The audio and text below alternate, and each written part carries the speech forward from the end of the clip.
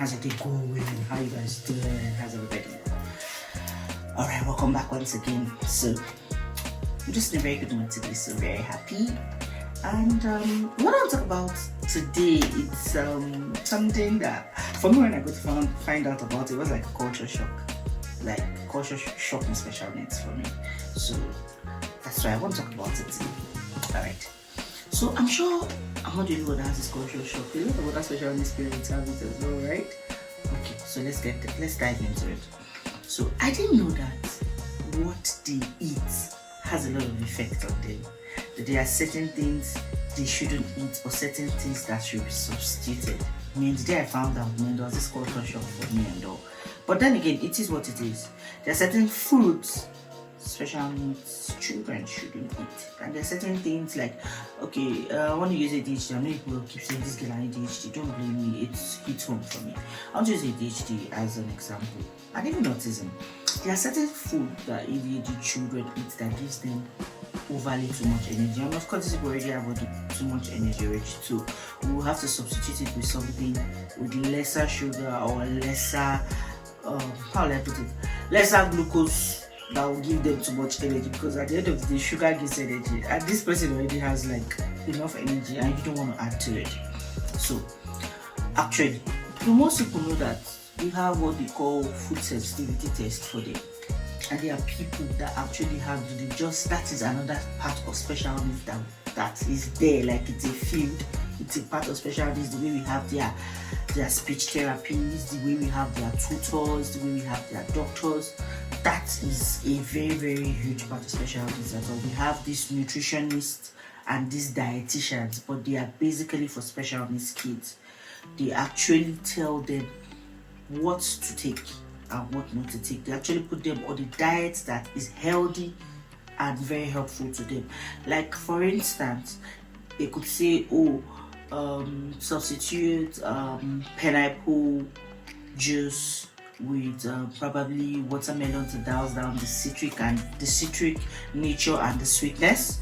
Or they could say things like, why don't you give kiwi, why don't you give grape, some certain fruits that are not too sweet or too sugary. There are certain foods they will say, they shouldn't have too much of. I didn't even realize that too much of rice sometimes is really not so good for them. I didn't even know that there's a little bit of, I can't remember the name of what's in it, that actually helps fuel like energy. Like it's more like a little bit, it's in the family of sugar though, but kind of like fuels energy. I didn't even know that was in rice. So there are certain things they could tell you, substitute this for this, substitute this for that. And they actually have nutritionists that are on ground for this. Like no matter the city you're in, they're there. It's just to reach out to them and say, okay, this is what my child is going on my child, this is my challenge. And based on where your child is at, or whatever special needs you're dealing with the child, would be what they would use to give you the best nutrition for that child. Shocking, right? It shock you. Shock me too. But then again, we are gonna have to continue doing what we have to do to get our gems to a better place. Because the main goal and the aim is to make sure that we get our darlings, these are shining lights, to be the best version of themselves. I feel, to me, this is one major first step to take in special needs. Once you know you have a special needs child, and you know the next thing is nutrition. A lot of us don't take what we eat seriously, but it's very important, because what you put on the inside determines what comes up on your outside, determines what makes you. So let's take care of this container that is taking care of us, which is the body. So for our germs, we're gonna have to do that. Please always reach out to nutritionists, find out special needs nutritionists.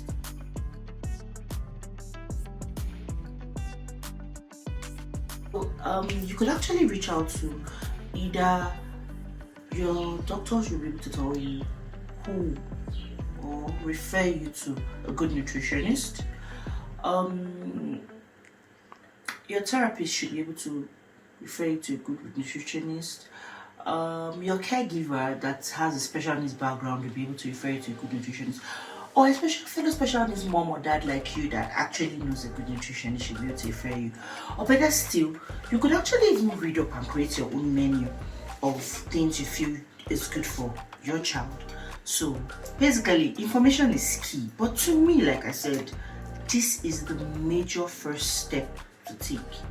Find out what your child needs, what your child doesn't need. Find out what helps your child and get your child to be a better person, both emotionally, physically, psychologically, and in every way, health-wise. And the most important place to start from is what they eat, because whatever you put into you is what sustains you and what makes you look good and what makes you, it's more like a fuel to drive you, to get you to where you're supposed to be. Imagine a car without fuel, or a car moving on reserve. It's not going to move to its full capacity. That's just the way. So if your body doesn't get the best nutrients for you, then you can get to your full capacity. And our aim is to get our babies, our gems, our light of the world to their full capacity. So please, people, on a serious note, on a more serious note, let me stop joking. You guys said I was very happy today. Yeah, I'm happy, but this is something really serious and something we shouldn't joke about.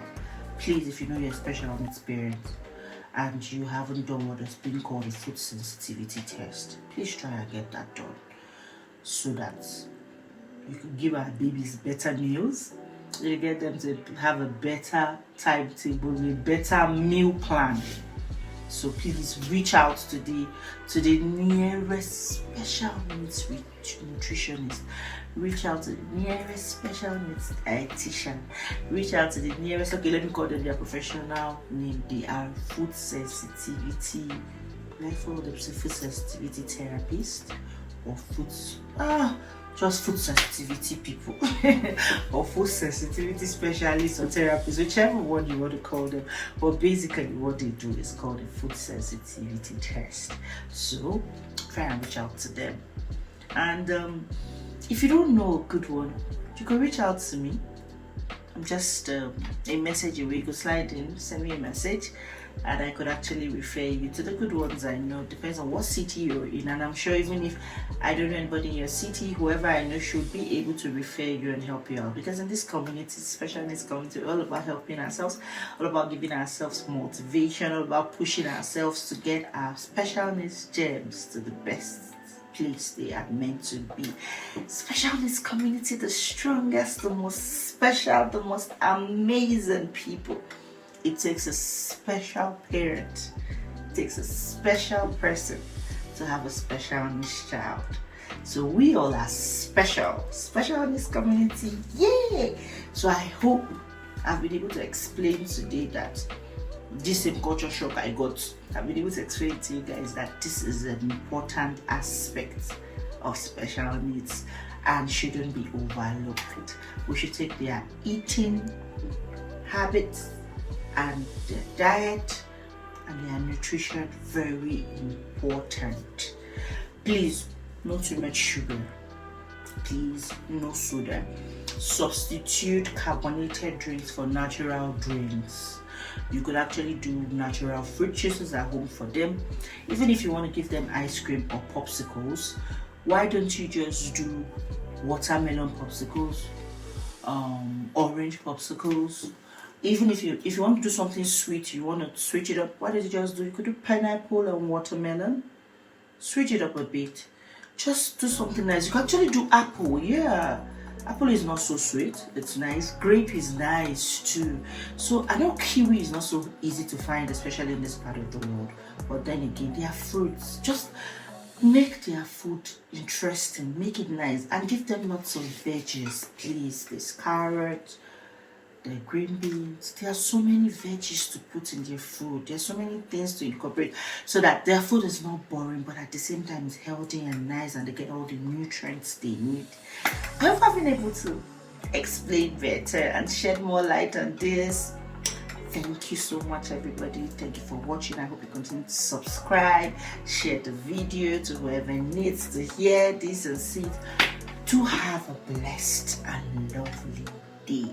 Watch, subscribe, and share. I remain your humble host and your humble girl in the special needs community. Jamila signing out. To have a blessed day, people, and I love you all. See you soon. Bye.